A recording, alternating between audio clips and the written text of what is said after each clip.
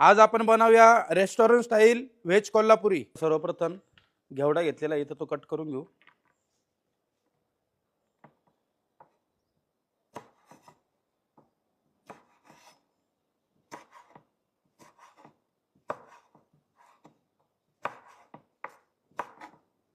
अशा पद्धतीने आपण घेवडा कट करून घेऊ।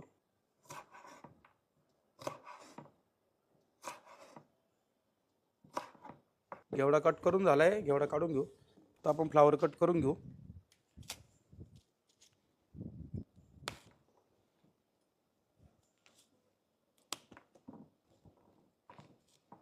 फ्लावर आपण आता हाताने अशी मोकळी करून घेऊ।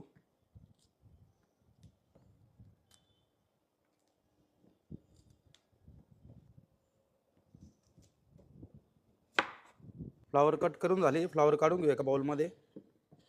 इथं मी एक पातेले घेतलं, त्यामध्ये पाणी टाकलेलं आहे। पाणी आता गरम झालेलं आहे। आपण आता हे मिक्स व्हेज कटिंग करून घेतलेले आहे, ते आता आपण याच्यामध्ये बॉईल करून घेऊ।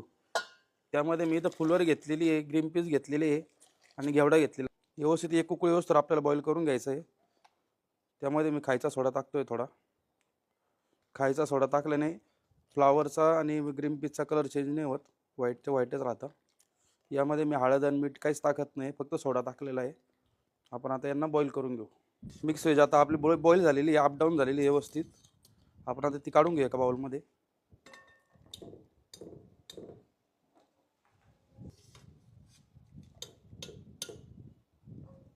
आपण आता ग्रेव्हीसाठी कांदा कट करून घेऊ।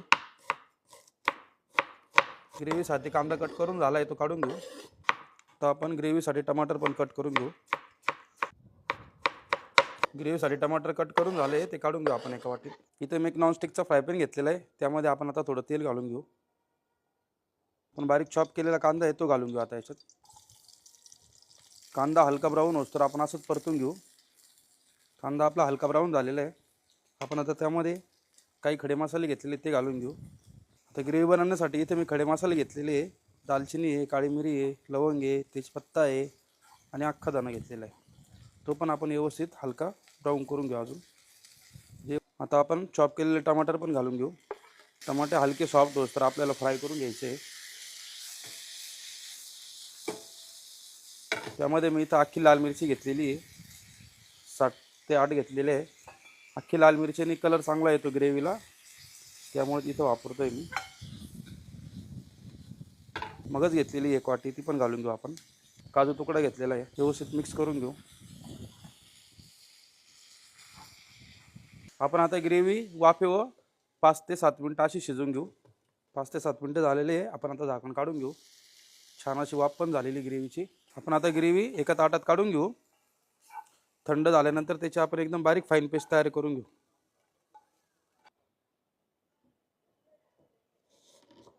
आपण आता भाजीसाठी कांदा कट करून घेऊ।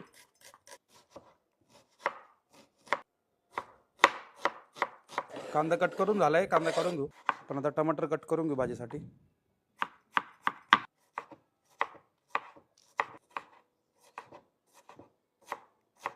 टमाटर कट करून झाले, टमाटे काढून घेऊ। आपण भाजीसाठी तेल घालून घेऊ। गरम झालेले आपल्या व्यवस्थित, आपण त्यामध्ये जिरे घालून घेऊ। अख्ख्या लाल मिरची घेतलेली आहे मी 4, कढीपत्ता आहे, तो आपण बारीक चॉप केलेला कांदा घालून घेऊ। मीठ घेतलेलं इकडं अर्धा चमचा। कांदा हलका ब्राऊन होतो तर आपण असंच फ्राय करून घेऊ। कांदा व्यवस्थित फ्राय झालेला आहे आपला, बघू शकता हलका ब्राऊन पण झालेला आहे।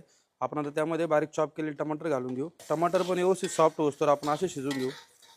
आपण आता 1 चम्मच अद्रक लसूण पेस्ट घालून घेऊ। अद्रक लसूण पेस्टचा कच्चापणा जाऊस तर आपण असेच फ्राय करून घेऊ अद्रक लसूण पेस्ट।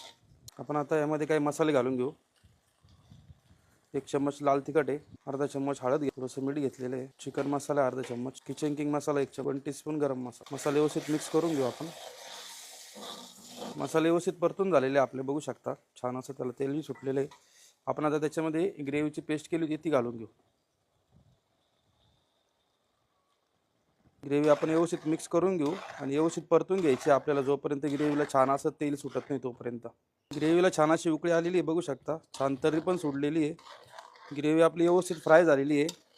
आपण आता त्याच्यामध्ये मिक्स व्हेज बॉईल केलेलं होतं ते घालून घेऊ।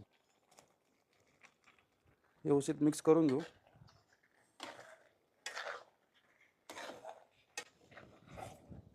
आपण आता याच्यासाठी ग्रेव्ही बनवण्यासाठी पाणी घालून घेऊ। मिक्स व्हेज आपली पूर्ण बॉईल पण नाही झालेली, अप डाऊन केलेली आहे। त्यामुळे इथं पाणी पण घालावं लागणार. तुम्हाला जेवढं ग्रेव्ही पाहिजे तेवढं तुम्ही पाणी घालू शकता. मिक्स करून घ्या व्यवस्थित, ग्रेव्हीमध्ये मिक्स व्हेज.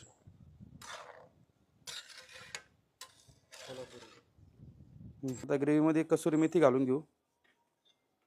मिक्स करून घेऊ व्यवस्थित. आपण आता भाजी अशीच वाफेवर 10 मिनिटं शिजवून घेऊ. 10 मिनिटं झालेले. आपण आता झाकण काढून घेऊ. आपल्याला कोथिंबीर मिक्स करून घेऊ व्यवस्थित.